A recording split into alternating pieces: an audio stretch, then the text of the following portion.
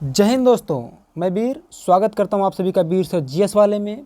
तो मेरे प्यारे मित्रों, आज हम लोग पढ़ेंगे पीईटी स्पेशल क्लास तीसरे को। यानी इससे पहले पीईटी स्पेशल क्लास 1 और क्लास 2 हो चुकी है, जिसमें हमने चर्चा किया है। पीईटी स्पेशल क्लास 1 में हमने चर्चा किया है भारत की अवस्थिति एवं विस्तार के बारे में और भारत की अवस्थिति और विस्तार से बनने वाले सभी प्रश्नों के बारे में और भारत की भूगर्भिक चट्टानों से बनने वाले सभी प्रश्नों के बारे में बात किया है पीईटी स्पेशल क्लास 1 में। और क्लास 2 में हमने बात किया है हिमालय से बनने वाले टॉप 50 प्रश्नों की। और पीईटी स्पेशल क्लास 3 में हम लोग बात करेंगे प्रायद्वीपीय पठार से बनने वाले सभी प्रश्नों के बारे में, है ना। यहाँ भी हमने टोटल 50 प्रश्न लिए। कितने भैया? 50 प्रश्न लिए हैं। देखिए, कहने को पीईटी स्पेशल है, हालांकि पीटी के लिए तो है पूरी तरह से, है ना, डेडिकेटेड है पीटी के लिए। लेकिन जरूर मेरे प्यारे मित्रों, जितने भी इसमें प्रश्न हैं वो सिर्फ पीटी में नहीं बल्कि अन्य विभिन्न परीक्षाओं में भी पूछे गए हैं, जैसे एसएससी में, पुलिस में, टेट में, सुपर टेट में। तो ये सोच के मत पढ़िएगा कि केवल पीटी के लिए ही काम आएगा। इसमें जितने भी प्रश्न शामिल हैं, सारे के सारे प्रश्न सभी परीक्षाओं के लिए इम्पोर्टेंट है और बहुत इंपॉर्टेंट है ना। बाकी जो पीटी स्पेशल क्लास 1 है और क्लास 2 है, उन दोनों ही क्लास का वीडियो का लिंक मैं इस वीडियो के डिस्क्रिप्शन बॉक्स में दे दूंगा, आप लोग वहां से वीडियो को देख सकते हैं। तो चलिए मेरे प्यारे मित्रों, आगे बढ़ते हैं। आगे बढ़ने से पहले आपसे आग्रह है कि यदि अभी तक आप लोग चैनल को सब्सक्राइब नहीं किए हैं तो प्लीज़ चैनल को सब्सक्राइब कर लीजिएगा। चैनल का नाम है वीर सर जीएस वाले, और जब भी सब्सक्राइब कीजिएगा उसके साथ घंटी दबा दीजिएगा, ताकि मैं जब भी वीडियो को अपलोड करूं आपके पास नोटिफिकेशन तुरंत पहुंच जाए। और अगर इस वीडियो का आप लोग को पीडीएफ चाहिए तो आप दिए गए नंबर पर, इस नंबर पर मैसेज करके वीडियो का पीडीएफ प्राप्त कर सकते हैं। चलिए मेरे प्यारे मित्रों, बढ़ते हैं हम लोग प्रश्नों की तरफ। आज का हमारा पहला प्रश्न है, प्रायद्वीपीय पठार का आकार कैसा है? प्रायद्वीपीय पठार का आकार कैसा है? तो मेरे प्यारे मित्रों, इसका सही उत्तर है प्रायद्वीपीय पठार का आकार जो है वह है त्रिभुजाकार है। कैसा है मेरे प्यारे मित्रों? त्रिभुजाकार है। देखिएगा, जैसे मैं बनाने का प्रयास कर रहा हूँ इसी मैप में मैं प्रायद्वीपीय पठार को बनाने का प्रयास कर रहा हूँ। देखिए, प्रायद्वीपीय पठार जो है उसका ये कुछ इस प्रकार से यहाँ से लेकर के, हालांकि थोड़ा सा उल्टा बन जा रहा है, यहाँ से मैं इसको रंग दे रहा हूँ, है ना, जहाँ तक है आपका प्रायद्वीपीय पठार ना। देखिए, यहाँ से ये वाला जो आपका पूरा भाग है, दक्षिण वाला भाग, इसको क्या कहते हैं हम लोग? प्रायद्वीपीय पठारी भाग कहते हैं। पूरा पठारी भाग है ना। कैसा भैया? पठारी भाग। आप कहेंगे पठार क्यों कहते हैं इसको, है ना। जैसे अगर जो पर्वत है, पहाड़ है, कुछ ज़्यादा ऊंचा है तो इसको हम कहते हैं पर्वत। लेकिन अगर यही थोड़ा सा एकदम सेम आकृति की, थोड़ा सा कम ऊंचाई की हो तो उसको हम लोग कहते हैं पहाड़। लेकिन अगर चाहे खूब ऊँचा हो चाहे थोड़ा ही ऊंचा हो, लेकिन अगर उसका ऊपरी हिस्सा क्या हो भैया, ऊपरी हिस्सा समतली हो, तो उसे हम लोग क्या कहते हैं? उसे हम लोग पठार कहते हैं। और मैदान जानते हैं भैया, मैदान क्या होता है? समतली भाग होता है। क्लियर है? पर्वत जो होता है काफ़ी ऊंचा होता है, और पर्वत का ही छोटे रूप को हम क्या कहते हैं? पहाड़ कहते हैं। और पठार क्या होता है भैया? पठार का ऊपरी हिस्सा क्या होता है? समतली होता है, जबकि पर्वत और पहाड़ का क्या होता है? नुकीला होता है। क्लियर है? चलिए आइए आगे बढ़ते हैं अगले प्रश्न पर। दूसरा प्रश्न हमारा, प्रायद्वीपीय पठार भारत के कितने लाख वर्ग किलोमीटर क्षेत्रफल पर विस्तृत है? तो इसका सही उत्तर है मेरे प्यारे मित्रों 16 लाख वर्ग किलोमीटर क्षेत्रफल पर विस्तृत है। ठीक है, कौन सा? प्रायद्वीपीय पठार, है ना। प्रायद्वीपीय पठार भारत के कितने लाख वर्ग किलोमीटर क्षेत्रफल पर विस्तृत है? इसका सही उत्तर है मेरे प्यारे मित्रों 16 लाख वर्ग किलोमीटर क्षेत्रफल पर विस्तृत है। आइए आज का तीसरा प्रश्न देखते हैं। तीसरा प्रश्न कह रहा है कि निम्न में से सबसे बड़ा भारत का भौतिक प्रदेश कौन सा है? कह रहा है कि निम्न में से सबसे बड़ा भारत का भौतिक प्रदेश कौन सा है? तो इसका भी सही उत्तर होगा मेरे प्यारे मित्रों प्रायद्वीपीय पठार। क्या होगा? प्रायद्वीपीय पठार। यानी जो प्रायद्वीपीय पठार है भारत का सबसे बड़ा क्या है भैया? सबसे बड़ा भौतिक प्रदेश है। देखिए, अगर बात करें भौतिक प्रदेश की तो भारत को मुख्यतः 6 भौतिक प्रदेशों में बांटा गया है। आप कहेंगे 6 कौन कौन सा? तो मैप में ध्यान दीजिएगा, मैं मैप पे चर्चा करते हुए चल रहा हूँ ना। देखिए, यहाँ से लेकर के ये आपका क्या हो गया, मान लेते हैं यहाँ से लेकर के ये हो गया आपका प्रायद्वीपीय पठार। क्या हो गया भैया? ये हो गया आपका प्रायद्वीपीय पठार। ठीक है, एक चीज़ हो गया। दूसरा हो जाएगा उत्तर का पर्वतीय क्षेत्र, 2 हो गया। ठीक, फिर उत्तर का विशाल मैदान, यहाँ से लेकर के ये वाला मैदानी भाग है, 3 हो गया। फिर यहाँ से लेकर रेगिस्तानी वाला भाग है, ठीक है, यानी मरुस्थलीय भाग, 4 हो गया। ठीक, अब भारत के कुछ द्वीपीय क्षेत्र हैं उसको वो हो जाते हैं 5, और भारत के यहाँ पर तटीय मैदान है ना, ये जो प्रायद्वीपीय पठार है यहाँ ये पूरा क्या भैया, जो तटीय भाग है यहाँ पर क्या तटीय मैदान है, तो तटीय मैदान द्वीप प्रायद्वीपीय पठार 3 हो गया, उत्तर का पर्वतीय क्षेत्र 4, उत्तर का विशाल मैदान 5 और मरुस्थलीय भाग 6। तो कुल मिला जुला करके भारत को 6 भौतिक प्रदेशों में बांटा जा सकता है। ठीक है, चलिए, और इनमें भी सबसे बड़ा भौतिक प्रदेश कौन सा है भैया? तो सबसे बड़ा है प्रायद्वीपीय पठार। आइए आगे बात करते हैं चौथे प्रश्न पर। चौथा प्रश्न कह रहा है भैया कि प्रायद्वीपीय पठार की औसत ऊंचाई कितनी है? प्रायद्वीपीय पठार की औसत ऊंचाई कितनी होती है? तो इसका सही उत्तर है मेरे प्यारे मित्रों 600 से 900 मीटर ऊंची होती है। यानी जो प्रायद्वीपीय पठार होती है ना, उसकी औसतन ऊंचाई 600 से 900 मीटर की होती है। यानी देखिए, हमने क्या बताया आपको, अगर ये कुछ इधर देखिएगा ज़रा सा फिर से, अगर ऐसे नुकीला रूप में ऊपर है पूरा, ये क्या हो जाता है? पर्वत हो जाता है। ऐसे ही नुकीला रूप में थोड़ा सा होता है लेकिन उससे छोटा होता है तो क्या हो जाता है? पहाड़ हो जाता है। लेकिन ऐसे ऊपर जाता है और इसके ऊपरी वाला जो हिस्सा भैया क्या हो जाता है? ये वाला वो हिस्सा, ये समतली भाग रहता है। अब ये समतल का मतलब एकदम घर द्वार की तरह एकदम छिछला या फिर फर्श की तरह एकदम प्लेन नहीं रहेगा, उबड़ खाबड़ रहेगा लेकिन नुकीला नहीं रहेगा, यानी कि समतली रहेगा। तो उसको क्या कहते हैं? पठार कहते हैं ना। मैदान क्या होता है भैया? मैदानी भाग होता है ना। मैदान क्या होता है? मैदानी भाग। क्लियर? तो पर्वत, पहाड़, पठार और मैदान। हम अंतिम में बात करेंगे कि भारत के कितने क्षेत्रफल पर पर्वत का विस्तार है, कितने क्षेत्रफल पर पहाड़ का विस्तार है, कितने क्षेत्रफल पर पठार का विस्तार है। वैसे पठार का विस्तार अभी हम बता दे रहे हैं 27.6%, शायद 27 समथिंग प्रतिशत है आपका क्या? पठारी भाग भारत का, है ना। यानी भारत के पूरे क्षेत्रफल पे 27 समथिंग कुछ है जो कि प्रायद्वीपीय पठार उतना विस्तृत है ना। आइए आगे बढ़ते हैं। या आप लगभग कह सकते हैं 28%, आप लगभग 28% कह सकते हैं कि भारत के लगभग 28% क्षेत्रफल पर प्रायद्वीपीय पठार का विस्तार, ये आप कह सकते हैं ना। आइए अगला प्रश्न 5वां कह रहा है कि प्रायद्वीपीय पठार के उत्तरी भाग का ढाल किस तरफ है भैया? प्रायद्वीपीय पठार के उत्तरी भाग का ढाल, देखिए प्रायद्वीपीय पठार ने बताया ना कि यहाँ से लेके कुछ ये पूरा इस प्रकार से है ना। कह रहा है प्रायद्वीपीय भाग का ये जो उत्तरी ढाल है ना, ये वाला, ये उत्तरी ढाल है, ठीक, किस तरफ है भैया? तो उत्तरी ढाल ये जो मैंने एरो जिधर बनाया है इसी तरफ है ना। अगर आप देखेंगे मैप में ऐसे होता है भैया, ऐसे देखिएगा, इधर क्या होता है? इधर होता है ईस्ट, इधर होता है वेस्ट, इधर होता है नॉर्थ, इधर होता है साउथ। तो बताइए कि ज़रा सा भैया, अगर ये दिशा इस प्रकार से है तो किस दिशा की तरफ जा रही है? ईस्ट और नॉर्थ के बीच में जा रही है, यानी कि नॉर्थ और ईस्ट, जिसको आप लोग कहते हैं उत्तर और पूर्व, यानी उत्तर पूर्व दिशा की तरफ। किधर भैया? उत्तर पूर्व दिशा की तरफ। अगर आपसे पूछा जाए कि प्रायद्वीपीय पठार का उत्तरी भाग का ढाल किधर है? उत्तरी भाग का ढाल किधर है भैया? उत्तर पूर्व की तरफ है। किधर है? उत्तर पूर्व की तरफ है। आइए आगे बढ़ते हैं छठे प्रश्न पर। छठा प्रश्न कह रहा है कि निम्न में सबसे प्राचीन पर्वत श्रेणी कौन है? इसको कई बार पूछा है मेरे प्यारे मित्रों। तो सबसे प्राचीन पर्वत श्रेणी कौन है? अरावली पर्वत श्रेणी, है ना। बात करते हैं सतपुड़ा। अच्छा, आपके ऑप्शन में क्या है? सतपुड़ा को भी दिया है और विंध्याचल पर्वत को भी दिया है। इसकी चर्चा हालांकि हमने आगे प्रश्नों में किया हुआ है, लेकिन यहाँ पर जरा देख लीजिएगा, यहाँ से लेकर के यहाँ तक क्या भैया? विंध्याचल है, और यहाँ से लेकर के यहाँ तक क्या है? सतपुड़ा है। ठीक है, ऊपर विंध्याचल है, नीचे सतपुड़ा है। आगे चर्चा करेंगे हम इसकी, ठीक है। और अरावली पर्वत का विस्तार यहाँ गुजरात के पालनपुर से लेके यहाँ ऊपर दिल्ली तक जाता है ना, यहाँ तक देखिए, मैं यहाँ पर निशान करते रहा हूँ, है ना। वहाँ तक क्या है? अरावली पर्वत का विस्तार है। अरावली पर्वत की कुल लंबाई कितनी भैया? कितनी लंबाई में फैला है? तो 800 किलोमीटर की लंबाई में फैला हुआ है। आगे हमने चर्चा की है प्रश्नों में, है ना। आइए आगे देखते हैं सातवां प्रश्न। सातवां प्रश्न कह रहा है कि अरावली गुजरात के पालनपुर से लेकर, है ना, गुजरात के पालनपुर से लेकर उत्तर पूर्व की तरफ राजस्थान से होते हुए दिल्ली तक कितने किलोमीटर में फैला है? यानी कि अरावली पर्वत का जो विस्तार है गुजरात के पालनपुर से शुरू होती है, उत्तर पूर्व की तरफ बढ़ती है और राजस्थान से होते हुए दिल्ली तक जाती है। यानी कि गुजरात के पालनपुर से लेकर के दिल्ली तक, यहाँ ध्यान दीजिए, इसमें मैप में यह गुजरात है, गुजरात का पालनपुर से लेकर के दिल्ली तक किसका विस्तार है भैया? अरावली पर्वत का विस्तार है। कह रहा है कि कितने किलोमीटर की लंबाई में फैला है? तो अभी हमने बताया आपको 800 किलोमीटर की लंबाई में फैला है। कितना भैया? 800 किलोमीटर की लंबाई में फैला है। आइए आगे बढ़ते हैं।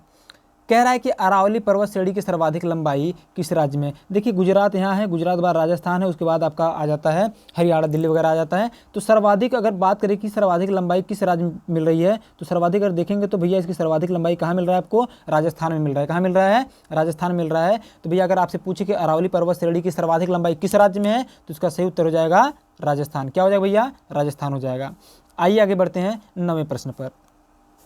9वां प्रश्न है कि अरावली पर्वत श्रेणी का सर्वोच्च शिखर कौन सा है? मेरे प्यारे मित्रों, इसको भी कई बार पूछा है। तो अरावली पर्वत श्रेणी का सर्वोच्च शिखर है गुरु शिखर। क्या है? गुरु शिखर है, जिसकी ऊंचाई है 1722 मीटर। कितना भैया? 1722 मीटर। हालांकि इसकी चर्चा हमने आगे किया हुआ है। और अगर बात करें अनाईमुडी की, तो अनाईमुडी के बारे में जरा सा जान लीजिएगा। जो अनाईमुडी है वह दक्षिण भारत की सबसे ऊंची चोटी है। और अनाईमुडी के बारे में जान लीजिए कि अनाईमुडी पश्चिमी घाट पर्वत की भी सबसे ऊंची चोटी है ना, यानी कि अनाईमुडी पश्चिमी घाट पर्वत की सबसे ऊंची चोटी है। और बात करें कि दक्षिण भारत की सबसे ऊंची चोटी कौन है, तब भी क्या उत्तर करेंगे आप लोग, अनाईमुडी ही करेंगे ना। लेकिन अगर कहते हैं नीलगिरी पर्वत की सबसे ऊंची चोटी क्या है, तो नीलगिरी पर्वत की सबसे ऊंची चोटी क्या है भैया, दोदा बेट्टा है। और अब बात करते हैं गुरु शिखर की ऊंचाई कितनी है, 1722 मीटर है ना। लेकिन अगर आप बात करेंगे कि भैया अनाईमुडी कितना है, तो इसका है 2695 मीटर, कितना 2695। और बात करेंगे दोदा बेट्टा की, तो इसका है 2637 मीटर ऊंचाई, कितना भैया 2637 मीटर। और गुरु शिखर कितना है, 1722 मीटर। क्लियर है, आइए आगे बढ़ते हैं। 10वां प्रश्न है, इसको भी हमने डाल दिया है कि गुरु शिखर पर्वत की ऊंचाई कितनी है, अभी हमने आपको बताया, तो कितना भैया 1722 मीटर है, कितना है 1722 मीटर। आइए आगे बढ़ते हैं 11वें प्रश्न पर।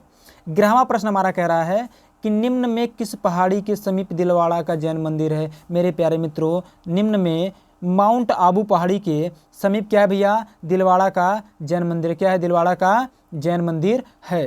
किस पहाड़ी के पास, माउंट आबू पहाड़ी के पास। ठीक है, आगे हम चर्चा करेंगे महादेव और मैकाल पहाड़ी के बारे में, चिंता न करिए। मैकाल पहाड़ी भैया आपका आता है इधर है छत्तीसगढ़ में है ना, छत्तीसगढ़ में ये है, महादेव पहाड़ी है मध्य प्रदेश में। अभी सबकी हम चर्चा करेंगे, आप बिल्कुल भी चिंता न करिए। एक एक प्रश्नों को हम ढूंढ के निकाले हुए हैं। बस इतना जान लीजिए कि अगर परीक्षा में प्रायद्वीपीय पठार से प्रश्न बन गया तो आप धज्जियां उड़ा देंगे प्रश्नों की, इतना मैं पूरे विश्वास के साथ कह सकता हूं। ठीक है, या फिर आप जितना मैं बता रहा हूं इतना हल करने के बाद आप कोई भी प्रैक्टिस से उठाइएगा, अगर वहाँ से आपको कोई प्रायद्वीपीय पठार से प्रश्न मिलता है, छूट जाए तो कहिएगा, या फिर हाँ ये अलग बात है कि अगर आप तैयार ना करें वो अलग बात है। लेकिन मैंने जितना बता रहा हूँ, मैं जितना भी बता रहा हूँ, सारा का सारा प्रश्न आपको मिल जाएगा यहीं से, है ना। और जितना मैं मौखिक रूप से बोल रहा हूँ उसको भी ध्यान से तैयार करते हुए चलिएगा, है ना। आइए मेरे प्यारे मित्रों आगे बढ़ते हैं। और आगे बढ़ने से पहले एक बार आपसे फिर से आग्रह कर देना चाहते हैं कि आप में जो लोग पहली बार चैनल पर आए हैं तो कृपया चैनल को सब्सक्राइब कर लें, ताकि आपको ऐसी वीडियो हमेशा मिलता रहे। क्योंकि अभी पीटी के लिए स्पेशल क्लासेस चला रहे हैं, अभी आने वाले समय में टेट के लिए, सी टेट के लिए, यस टेट के लिए और सभी वनडे एग्जाम्स के लिए, है ना, स्पेशल चलाएंगे। जैसे अभी पीटी स्पेशल चल रहा है तो उसी के लिए अभी आगे चल जाएगा। पुलिस अगर आ जाएगा तो पुलिस के लिए स्पेशल चला देंगे, लेकिन पीटी के बाद अभी चलाने वाले हैं टेट, सी टेट और सुपर टेट के लिए, है ना। तो टेट, सी टेट और सुपर टेट वाले आप लोग तैयार रहिए। और हाँ, ये जो प्रश्न बताया जा रहा है इसको कम मत आकिएगा, है ना। ये सारे प्रश्न आपको उस प्रैक्टिस सेट में भी मिलेंगे, है ना। चलिए आइए आगे आते हैं।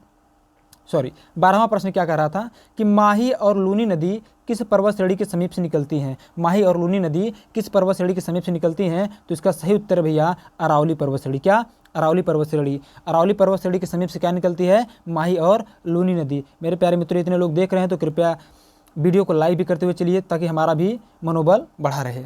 आइए आगे बात करते हैं 13वें प्रश्न पर। 13वां प्रश्न कहता है कि निम्न में कौन सी नदी अंतः अपवाह नदी का उदाहरण है।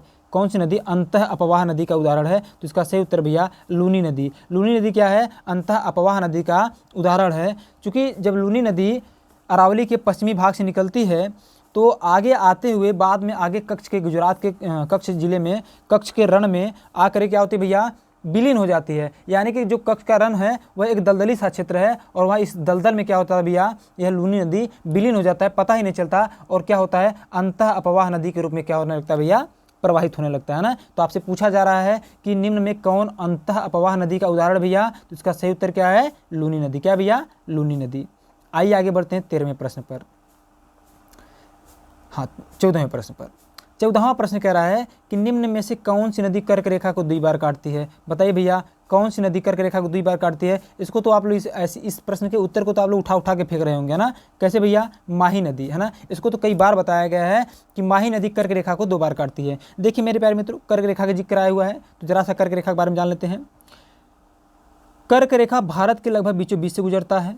ठीक, कर्क रेखा भारत के लगभग बीचों बीच से गुजरता है। बात करें कितने राज्यों से गुजरता है, तो 8 राज्यों से गुजरता है। कौन कौन से राज्य से गुजरता है, बहुत ध्यान सुनिएगा। गुजरात, राजस्थान, मध्य प्रदेश, छत्तीसगढ़, झारखंड, पश्चिम बंगाल, त्रिपुरा और मिजोरम। ठीक है, ये 8 राज्यों से गुजरता है क्या भैया, आपका कर्क रेखा। और कर्क रेखा जो होता है भैया, कर्क रेखा को माही नदी कितनी बार काट देती है, 2 बार काट देती है। माही नदी कुछ इस प्रकार से ऐसे निकलती है और ऐसे काट देती है ना। कितनी बार काटती है माही नदी, इसको 2 बार काटती है। कौन नदी, माही नदी। किसको, कर्क रेखा को। ये सवाल कई बार आपसे पूछा गया है। लेकिन भाई अगर देखा जाए तो वैसे 5 महत्वपूर्ण अक्षांश रेखाएं हैं। एक तो कर्क रेखा, एक विषुवत रेखा, एक मकर रेखा, ठीक, और एक होता है आर्कटिक वृत्त और एक होता है अंटार्कटिक वृत्त। लेकिन इनमें भी 3 की बात कर रहे थे अभी यहाँ पर हम। विषुवत माही नदी किसको काटा? कर्क रेखा को। लेकिन अगर मैं आपसे बात करूँ, एक होता है आपका विषुवत रेखा, ठीक, और एक होता है कर्क रेखा और एक होता है मकर रेखा, ठीक। तो भैया कर्क रेखा को कौन सी नदी काट रही थी? माही नदी है, तो आपने जान लिया। विषुवत रेखा को कौन सी नदी काटती है भैया? विषुवत रेखा को कौन सी नदी काटती है? तो विषुवत रेखा को काटती है 2 बार कांगो नदी। कौन काटती है? कांगो नदी काटती है ना। ये कांगो देश में काटती है भैया, ये अफ्रीका का देश है। कांगो गणराज्य का अफ्रीका का देश है। अफ्रीका में कांगो नदी विषुवत को 2 बार काटती है। और मकर रेखा को भैया अफ्रीका महाद्वीप का ही दक्षिणी देश है, दक्षिण अफ्रीका के पास, इसको लिम्पोपो नदी, कौन भैया? इसको लिम्पोपो नदी, बोत्सवाना की सीमा के पास क्या करती है भैया? लिम्पोपो नदी मकर रेखा को 2 बार काटती है। कहाँ? बोत्सवाना की सीमा पर, है ना, बोत्सवाना देश के पास काटती है। ये बोत्सवाना देश किस महाद्वीप का देश है? अफ्रीका महाद्वीप का देश है। आई होप सब क्लियर हुआ होगा।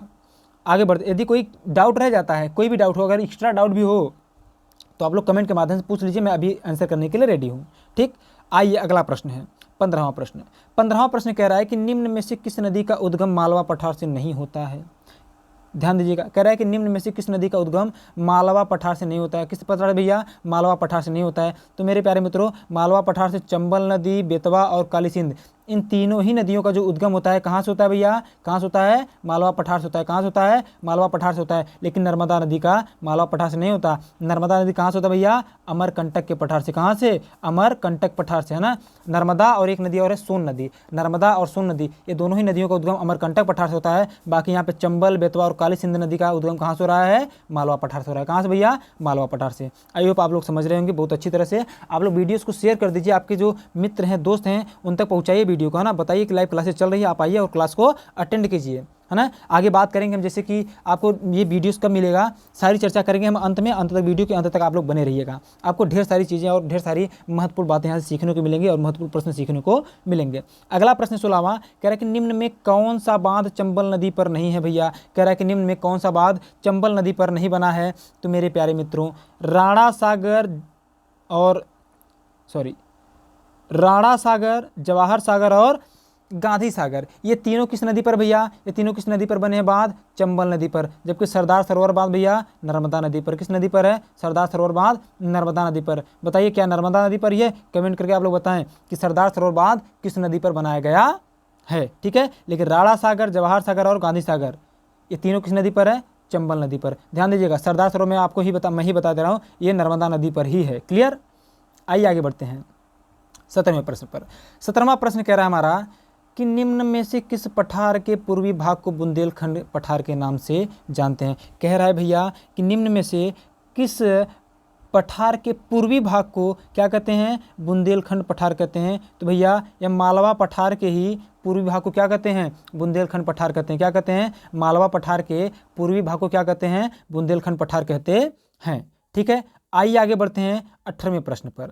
18वां प्रश्न कह रहा है कि विंध्याचल पर्वत श्रेणी का विस्तार कितने राज्यों में है? मेरे प्यारे मित्रों, बहुत बढ़िया प्रश्न है। कह रहा है कि विंध्याचल पर्वत श्रेणी का विस्तार कितने राज्यों में है? तो इसका सही उत्तर है 5 राज्य। अब कहेंगे अरे 5 राज्य कहाँ से हो गया? बहुत लोग 4 या 3 जानते होंगे, लेकिन 5 राज्य है। जरा हम बताते हैं कैसे कैसे 5 राज्य कौन कौन से हैं। आगे प्रश्नों में देखिएगा, सारा चर्चा हमने कर दिया है। 19वां प्रश्न बहुत ध्यान से देखिएगा। 19वां प्रश्न कह रहा है कि निम्न में से किस राज्य में विंध्याचल पर्वत श्रेणी का विस्तार नहीं है? कह रहा है कि निम्न में से किस राज्य में विंध्याचल पर्वत श्रेणी का विस्तार नहीं है? यहाँ से हम जान लेंगे भैया, इसका विस्तार गुजरात में है, मध्य प्रदेश में है, उत्तर प्रदेश का दक्षिणी भाग, ये जो उत्तर प्रदेश का दक्षिणी भाग भैया सोनभद्र वाला क्षेत्र है ना, वहाँ से गुजरता है। क्या? विंध्याचल पर्वत श्रेणी वहाँ से गुजरता है। लेकिन झारखंड में, कहाँ भैया? झारखंड में विंध्याचल पर्वत श्रेणी का विस्तार नहीं है ना। तो भैया विंध्याचल पर्वत श्रेणी का विस्तार कितने राज्य में? 5 राज्य में। 3 राज्य तो यहाँ से हमको पता चल गए, गुजरात, मध्य प्रदेश और उत्तर प्रदेश। 20वें वाले प्रश्न में तो हमको और मिल जाएंगे। इसमें भी हमने वही लिया है, वही प्रश्न कि निम्न में किस राज्य में विंध्याचल पर्वत श्रेणी का विस्तार नहीं है? तो भैया गुजरात, मध्य प्रदेश तो आप जाने ही हैं, है ना। ये तो सेम प्रश्न हो गया है, 20वां प्रश्न सेम हो गया है ना। 20 ये भी है क्या? 19-20 प्रश्न सेम हो गया, क्षमा चाहते हैं। 21वां प्रश्न है, 21वां प्रश्न पर हम लोग आते हैं। 21वां प्रश्न है कि बिहार में विंध्याचल श्रेणी को, 1 मिनट पहले आप लोग इसको जान लीजिए, 5 कौन सा राज्य है ना, ध्यान दीजिएगा। गुजरात, मध्य प्रदेश, उत्तर प्रदेश, 3 हो गया, बिहार भी रहेगा। 4 हो गया, कौन भैया, बिहार रहेगा। देखिए गुजरात हो गया, मध्य प्रदेश हो गया, उत्तर प्रदेश हो गया, बिहार हो गया, और 5वां कौन होगा, छत्तीसगढ़। ध्यान सुन लीजिए कौन कौन सा, गुजरात, मध्य प्रदेश, उत्तर प्रदेश, बिहार और छत्तीसगढ़। CHH का मतलब छत्तीसगढ़। ठीक है, ये 5 राज्यों से कौन सी पर्वत श्रेणी गुजर रही है भैया, विंध्याचल पर्वत श्रेणी। कौन सी पर्वत श्रेणी गुजर रही है, विंध्याचल पर्वत श्रेणी गुजर रही है। ठीक है, आइए आगे बढ़ते हैं 21वें प्रश्न पर। 21वां प्रश्न कह रहा है कि बिहार में विंध्याचल श्रेणी को निम्न में से किस पहाड़ी के नाम से जानते हैं। तो भैया जो विंध्याचल पर्वत श्रेणी ना बिहार तक भी जाती है, और बिहार में विंध्याचल पर्वत श्रेणी को कैमूर पहाड़ी के नाम से जानते हैं। किस पहाड़ी के नाम से भैया, कैमूर पहाड़ी के नाम से जानते हैं। आइए अगला प्रश्न है, अच्छा ये जो अभी हमने कैमूर पहाड़ी के बारे में बताया, अभी मैकाल पहाड़ी, महादेव पहाड़ी और राजपीपला पहाड़ी, इनके बारे में ही बताएंगे। अगर जानना चाहते हो तो ऐसे जान लीजिए। राजपीपला पहाड़ी गुजरात में कहा जाता है, महादेव पहाड़ी मध्य प्रदेश में कहा जाता है, मैकाल पहाड़ी छत्तीसगढ़ में कहा जाता है। ठीक है, और कैमूर पहाड़ी किसको कहा, विंध्याचल पर्वत श्रेणी का भाग है, जिसको कहाँ कहा जाता है भैया, बिहार राज्य में। कहाँ कहा जाता है, बिहार राज्य में। जबकि राजपीपला पहाड़ी, महादेव पहाड़ी, मैकाल पहाड़ी, ये किस पर्वत श्रेणी का हिस्सा भैया, सतपुड़ा पर्वत श्रेणी का हिस्सा है। किसके, सतपुड़ा पर्वत श्रेणी का हिस्सा है। जबकि कैमूर पहाड़ी किस पर्वत श्रेणी का हिस्सा है, विंध्याचल पर्वत श्रेणी का हिस्सा है। आइए आगे बात करते हैं। अच्छा जितना हमने बताया बहुत ध्यान में रखिएगा। मैकाल किस राज्य में है, छत्तीसगढ़, महादेव मध्य प्रदेश, राजपीपला गुजरात। आइए आगे ही बात किए हैं, सबको हमने लिख भी दिया है ना। निम्न में कौन सा पहाड़ी सतपुड़ा पर्वत श्रेणी का हिस्सा नहीं है। तो भैया राजपीपला को हमने बताया, राजपीपला कहाँ है, गुजरात में। करण निम्न में कौन सा पहाड़ी सतपुड़ा पर्वत श्रेणी का हिस्सा नहीं है। तो सतपुड़ा पर्वत श्रेणी का पहले हिस्सा कौन कौन, उसको देख लेते हैं। राजपीपला पहाड़ी, महादेव पहाड़ी और मैकाल पहाड़ी, ये तीनों पहाड़ी किसके हिस्सा हैं भैया, सतपुड़ा पर्वत श्रेणी के। बहुत ध्यान सुनिएगा, सतपुड़ा पर्वत श्रेणी के। तो कैमूर पहाड़ी किसका हिस्सा है भैया, ये तो विंध्याचल पर्वत श्रेणी का हिस्सा है ना। अभी ऊपर हमने देखा कैमूर पहाड़ी किस राज्य में है, बिहार राज्य में है। राजपीपला पहाड़ी कहाँ कहते हैं भैया, गुजरात में। महादेव पहाड़ी कहाँ है, मध्य प्रदेश में। मैकाल पहाड़ी कहाँ है, छत्तीसगढ़ में। ठीक है मेरे प्यारे मित्रों, बहुत सही। आगे आइए 23वें प्रश्न की तरफ हम लोग बढ़ते हैं। 23वां प्रश्न कह रहा है कि सतपुड़ा पर्वत श्रेणी का विस्तार कितने राज्य में है। सतपुड़ा पर्वत श्रेणी का विस्तार कितने राज्य में है। देखिए विस्तार इसका 3 राज्य में है ना, विस्तार इसका 3 राज्य में है। मैं बता रहा हूँ कौन कौन से राज्य में है।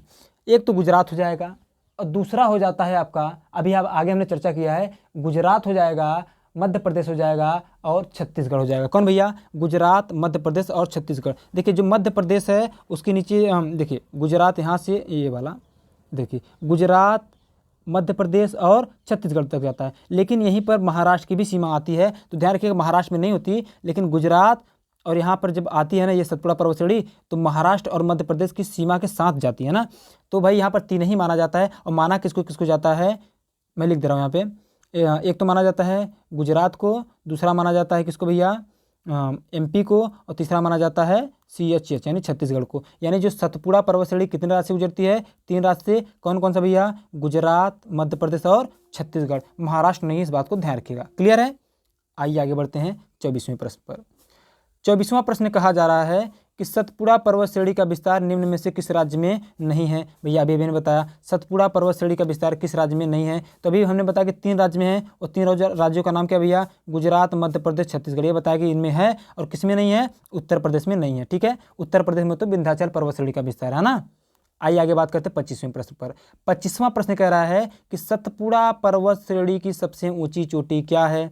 भैया सतपुड़ा पर्वत श्रेणी की सबसे ऊंची चोटी क्या है, तो यह है भैया धूपगढ़ चोटी। क्या है, धूपगढ़ चोटी है। कौन भैया, धूपगढ़ चोटी। अच्छा अगर बात करें धूपगढ़ चोटी की ऊंचाई, तो धूपगढ़ चोटी की ऊंचाई है 1352 मीटर। हालांकि हमने आगे चर्चा किया हुआ है कितना है, 1352 मीटर है ना। दोदा बेट्टा का हमने बताया 2637 मीटर है। कितना, 2637 मीटर। और गुरु शिखर की बताया था भैया 1722 मीटर। ठीक है, आइए आगे बढ़ते हैं 26वें प्रश्न पर। 26वां प्रश्न कह रहा है कि सतपुड़ा श्रेणी की सर्वोच्च चोटी धूपगढ़ की ऊंचाई कितनी है। हालांकि यहाँ पर देखिए मैंने इसमें भी लिख दिया है, तो अभी हमने हाल में बताया भी कितना भैया, 1352 मीटर। यानी धूपगढ़ की ऊंचाई कितनी है, 1352 मीटर है ना। चलिए धूपगढ़ चोटी किस राज्य में है, तो धूपगढ़ चोटी मध्य प्रदेश राज्य में। किस राज्य में है, मध्य प्रदेश राज्य में। ध्यान रखिएगा ये जो धूपगढ़ चोटी है भैया, ये जो धूपगढ़ चोटी है ये सतपुड़ा पर्वत श्रेणी की सबसे ऊंची चोटी है। हमने अभी आपको बताया। ऊंचाई कितनी है भैया इसकी, 1352 मीटर। कितना भैया, 1352 मीटर है ना। आइए आगे बढ़ते हैं 28वें प्रश्न पर। 28वां प्रश्न आपसे कहता है कि अमरकंटक पठार निम्न में से किस पहाड़ी के समीप स्थित है भैया?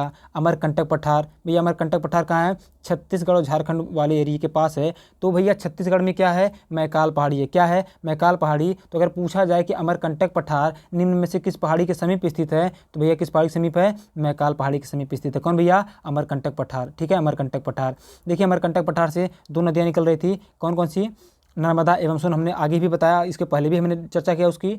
तो कह रहा है 29वां प्रश्न कि निम्न में से किस पठारी भाग से नर्मदा व सोन नदियों का उद्गम होता है? तो भैया यह होता है अमरकंटक पठार से। कहाँ से? अमरकंटक पठार से। अमरकंटक पठार से नर्मदा एवं सोन नदियों का उद्गम होता है। ठीक है, आइए आगे बढ़ते हैं 30वें प्रश्न पर।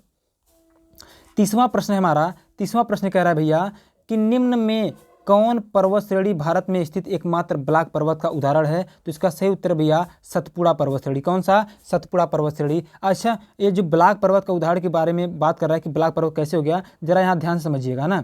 यहाँ थोड़ा सा इसको ऊपर ले लें मैप को, अब समझिएगा। देखिए यहाँ से विंध्याचल पर्वत श्रेणी गुजर गई और यहाँ से सतपुड़ा पर्वत श्रेणी गुजर गई, है ना। ठीक है, लेकिन ये जो सतपुड़ा पर्वत श्रेणी इसको थोड़ा सा और ऊपर बनाना चाहिए था। चलिए ऊपर बना दे रहा है ना। इसके बीच में यहाँ से गुजरती है नर्मदा और इसके नीचे से गुजरती है ताप्ती। तो भैया जब कोई पर्वत श्रेणी या फिर पहाड़ या पर्वत श्रेणी किन्हीं दो नदियों के बीच में आ जाती है तो माना जाता है कि वह क्या है भैया? ब्लाक पर्वत है। और ऐसा ब्लाक पर्वत का उदाहरण भारत में सिर्फ एकमात्र उदाहरण है, और वह कौन भैया? सतपुड़ा पर्वत श्रेणी है। कौन है? सतपुड़ा पर्वत श्रेणी है। आइए आगे बढ़ते हैं।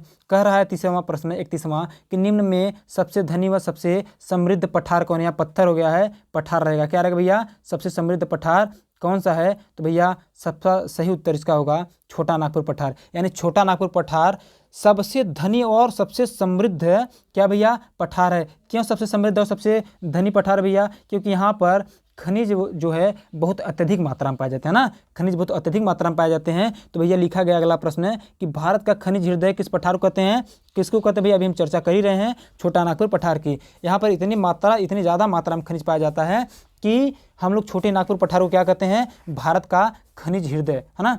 यानी जो छोटा नागपुर पठार है वहाँ से लगभग सभी प्रकार के खनिज आपको मिल जाते हैं छत्तीसगढ़ राज्य में, है ना। छत्तीसगढ़ और झारखंड वाले राज्य में आपको लगभग सारे के सारे खनिज आपको वहाँ से प्राप्त हो जाते हैं ना, छोटा नागपुर पठार से। आइए आगे बात करते हैं। 33वां प्रश्न है। 33वां प्रश्न कहता है कि निम्न में कौन सी दो नदियाँ छोटा नागपुर पठार से निकलती है? भैया अभी हमने चर्चा किया, छोटा नागपुर पठार से कौन सी दो नदियाँ निकलती है? नर्मदा एवं सोन नदियाँ। कौन सी भैया? नर्मदा एवं सोन नदियाँ। 34वां प्रश्न आपके सामने है। 34वां प्रश्न कह रहा है कि भारत का रूर प्रदेश किसको कहते हैं? तो भैया भारत का रूर प्रदेश भी किसी को कहते हैं भैया? छोटा नागपुर पठार को ही कहते हैं। क्यों कहते हैं भैया? क्योंकि यहाँ पर सभी प्रकार के खनिज पाए जाते हैं और अत्यधिक मात्रा में पाए जाते हैं ना। तो छोटा नागपुर पठार को क्या कहते हैं भैया? भारत का रूर प्रदेश के नाम से भी जानते हैं। किसको? छोटे नागपुर पठार को। 35वां प्रश्न है कि निम्न में किस नदी पर हुंडरू जलप्रपात स्थित है? भैया स्वर्ण रेखा नदी। कौन सा? स्वर्ण रेखा नदी। स्वर्ण रेखा नदी पर क्या है? हुंडरू जलप्रपात स्थित है। आगे बढ़ते हैं 36वें प्रश्न पर कि ये इसका चर्चा आया कहाँ से ना। देखिए कह रहा है कि निम्नलिखित में से किस पठार के दक्षिणी भाग को बस्तर का पठार कहते हैं? एक मिनट जरा से पीछे आइए। यहाँ देखिए ये जो हुंडरू जलप्रपात इसको शायद पीटी में पूछा हुआ है, अगले साल पूछा हुआ है। और ध्यान रखिएगा इसको सिर्फ पीटी नहीं कई सारी परीक्षाओं में पूछा जा चुका है कि हुंडरू जलप्रपात किस नदी पर है। तो ध्यान रखिएगा किस पर भैया? स्वर्ण रेखा नदी, है ना।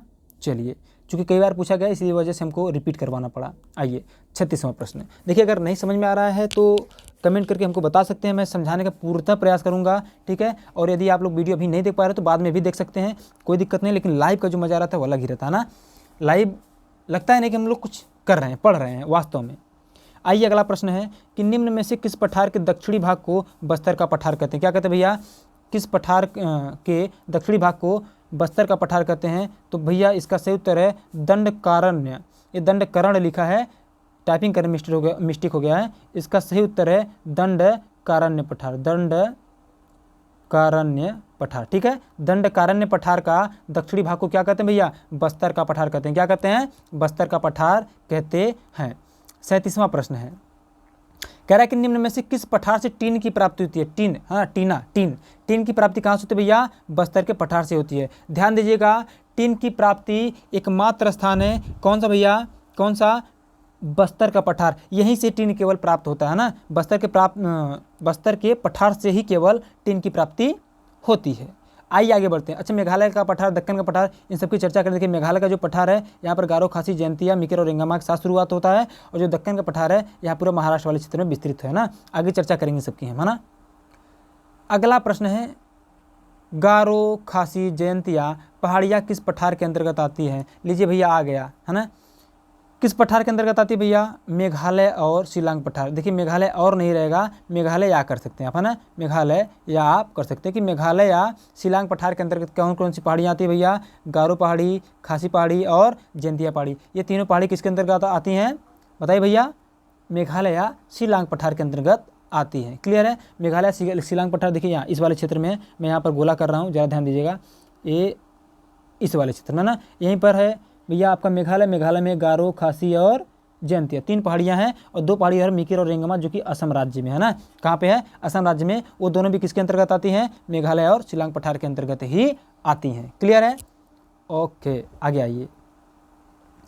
39वां पठार, 39वां प्रश्न कह रहा है, 39वां प्रश्न कह रहा है कि मेघालय पठार का सर्वोच्च चोटी क्या है? तो मेघालय पठार का सर्वोच्च चोटी है नोकरेक चोटी। क्या है भैया? नोकरेक चोटी। आपके लिए यहाँ पर मैं प्रश्न छोड़ रहा हूँ कि जो नोकरेक चोटी भैया, इसकी ऊंचाई कितनी है? कृपया कमेंट करके आप लोग फटाफट बताइए कि नोकरेक चोटी की ऊंचाई कितनी है ना। ये आपको बताना भैया, नोकरेक चोटी की ऊंचाई कितनी है, ज़रा फटाफट आप लोग बताइए तो। और नोकरेक चोटी किसकी सर्वोच्च ऊंची चोटी है भैया? मेघालय पठार। किसकी? मेघालय पठार या शिलांग पठार की, है ना। अच्छा, अगर नोकरेक चोटी की बात आई है तो ध्यान रखिएगा, अभी हमने बात किया किसकी भैया? गारो की, खासी की और जयंतिया की। ठीक है, तो भैया जो नोकरेक चोटी है ना, अगर पूछा जाए कि इन तीनों पहाड़ियों पर किस पर स्थित, भाई हालांकि ये तीनों को सम्मिलित रूप से क्या कर रहे हैं? मेघालय पठार कर रहे हैं, लेकिन इन तीनों में भी किसके पास या फिर किस पर स्थित है नोकरेक चोटी? तो इसका सही उत्तर है गारो, है ना। यानी कि गारो की सबसे ऊंची नोकरेक चोटी है, जो कि मेघालय पठार की सबसे सर्वोच्च चोटी। कौन भैया? नोकरेक, है ना। आप लोग इसकी क्या बताएंगे? ऊंचाई। फटाफट कमेंट करिए। अगला है 40वां प्रश्न।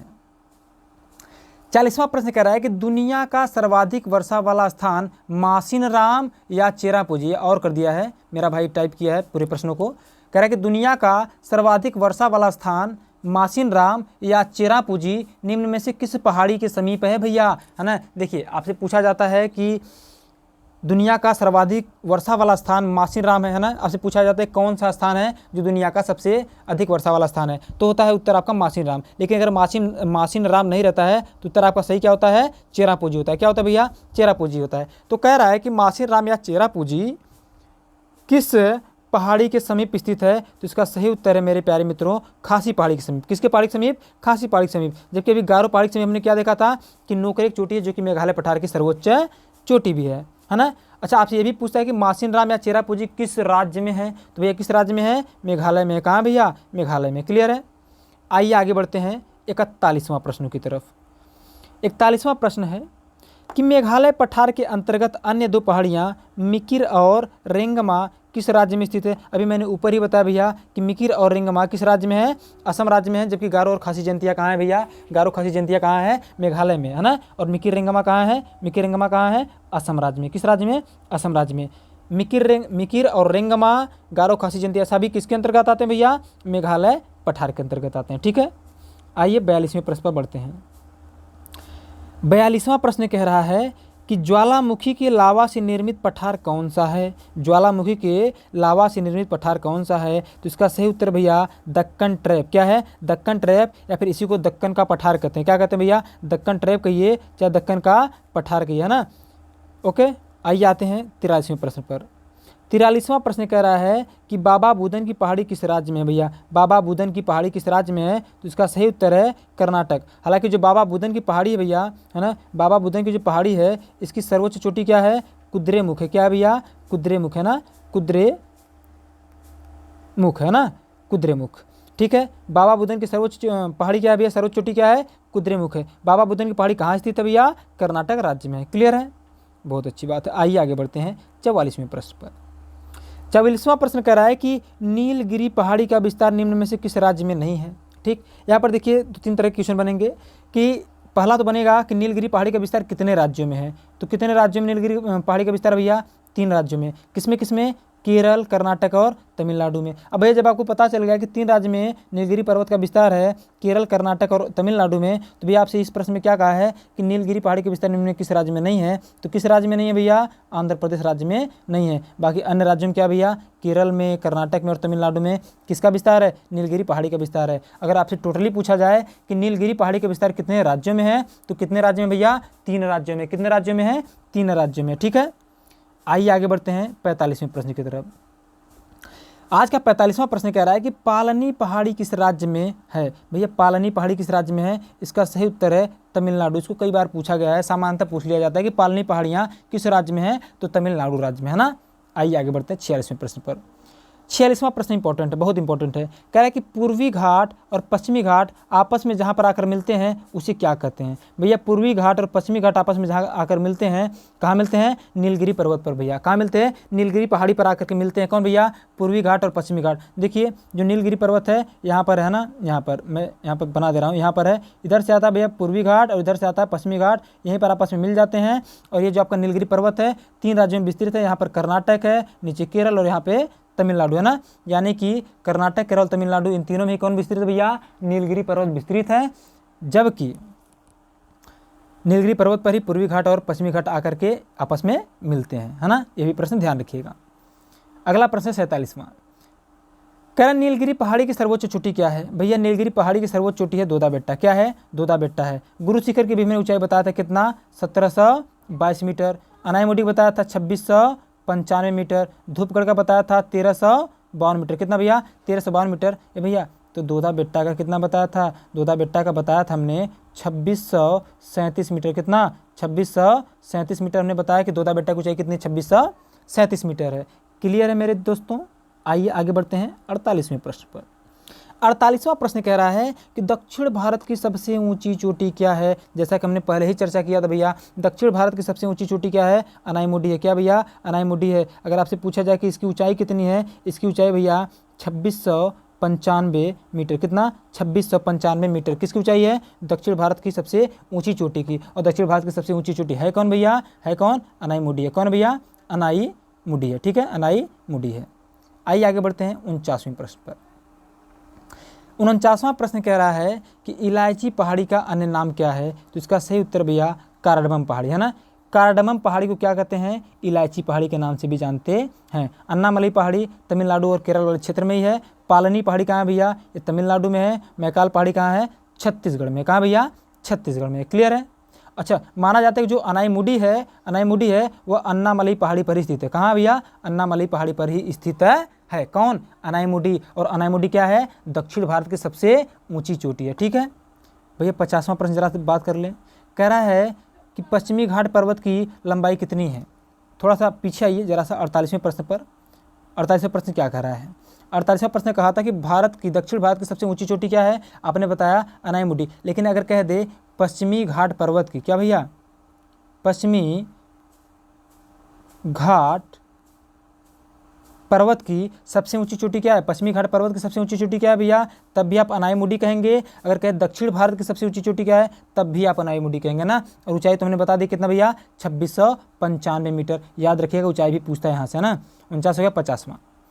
50वां है कि पश्चिमी घाट पर्वत की लंबाई कितनी है? तो भैया पश्चिमी घाट पर्वत की लंबाई है 1600 किलोमीटर। कितना भैया? 1600 किलोमीटर है ना। आगे बढ़ते हैं 51वें प्रश्न की तरफ। टोटल 55 प्रश्न है, खत्म होने वाला है ना। 51वां प्रश्न कह रहा है कि निम्न में से किसे सह्याद्री पर्वत के नाम से जानते हैं? निम्न में से किसे सह्याद्री पर्वत के नाम से जानते हैं? तो भैया पश्चिमी घाट पर्वत को क्या कहते हैं भैया? सह्याद्री पर्वत भी कहते हैं। किसको? पश्चिमी घाट पर्वत को सह्याद्री पर्वत के नाम से भी जानते हैं। ठीक है, आइए आगे बात करते हैं 52वां प्रश्न की। 52वां प्रश्न कह रहा है कि पूर्वी घाट की सर्वोच्च चोटी क्या है?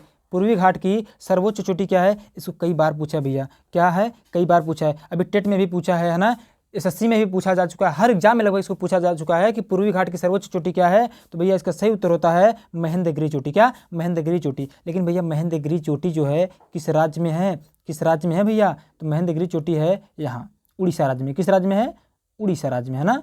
उड़ीसा, चलिए उड़ीसा राज्य में है। कौन भैया? महेंद्रगिरी चोटी, है ना। किस राज्य में? उड़ीसा राज्य में है। पूर्वी घाट की सबसे ऊंची चोटी, है ना। आइए 53वां प्रश्न।